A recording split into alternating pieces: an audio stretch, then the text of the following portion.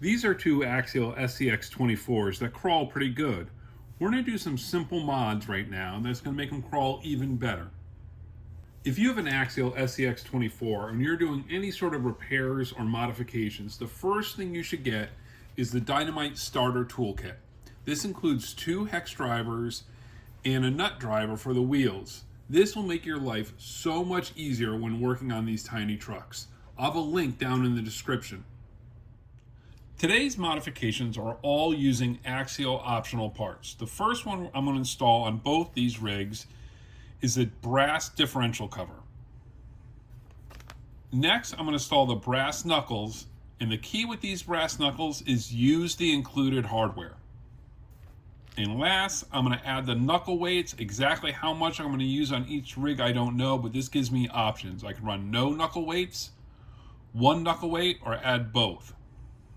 Neither one of these SCX24s is stock, but in their current form, the buggy weighs 211 grams, pretty lightweight, and the one with the stock steel chassis weighs 250 grams. All the weight we're going to be adding is going to be to the front end of both these vehicles.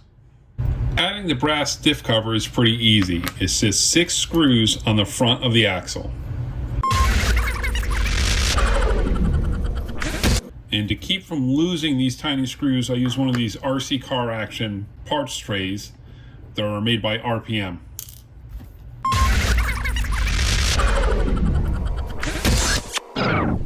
The 4 lower screws are all the same size. The 2 upper screws also secure the servo mount, and they're much longer.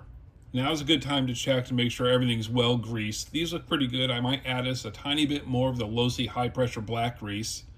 And the other thing you have to look out for is the plastic diff cover has a bearing in it that you'll need to remove and then install in the brass replacement diff cover. You just want to make sure the new brass diff cover is fully seated before you tighten it down. The new brass diff cover not only looks good, but adds a little bit of weight up front. Up next is the brass knuckles. These fit both the SCX24 and the AX24, as does the diff cover we just installed. When you're replacing the composite knuckle with the brass knuckle, keep the stock hardware in that composite knuckle so you don't mix it up with the new hardware. Again, use the included hardware in the brass knuckle. Removing the stock knuckles is pretty easy. You will have to reuse the hardware that attaches the knuckle to the axle housing. You'll also have to reuse the 2 bearings that are in each knuckle. If you look carefully on the new brass knuckles, you'll notice that there's a long ear and a short ear. The long ear goes on top. If you identify this, it'll make it really easy to spot which one goes on the right and the left. Again, the long ear goes on top. You'll need to reuse the bearings. The key here is to make sure they're perfectly centered and level when you press the bearings in. You don't want to force them in. With Axial's brass knuckles and optional weights, you really have multiple options. First, you can run just the brass knuckle. For a little bit more weight, you could add the small weight to either the top or bottom. Most likely you'd add it just to the bottom of the brass knuckle. You could add just the heavy weight to the bottom. That won't fit on the top. Or you could double them up and add both the small and heavy weight on the top and bottom of the brass knuckle for the maximum amount of weight added. When reinstalling the tiny drive pins, to make it easier next time, put a tiny amount of silicone type glue, either the E6000 or shoe goo, a tiny bit on the drive pin, and reinsert it. This will keep it from falling out when you don't want it to. Installing Axial's optional brass parts is a pretty easy task. Even better, the parts aren't that expensive, and they're a great way to boost the performance of your SCX24. You'll notice improved climbing and overall better stability. With brass knuckles and a front brass diff cover, this SCX24 went up to 239 grams. With just the brass knuckles, no additional weights added to the knuckles, and the brass diff cover installed, this SCX24 now weighs 280 grams.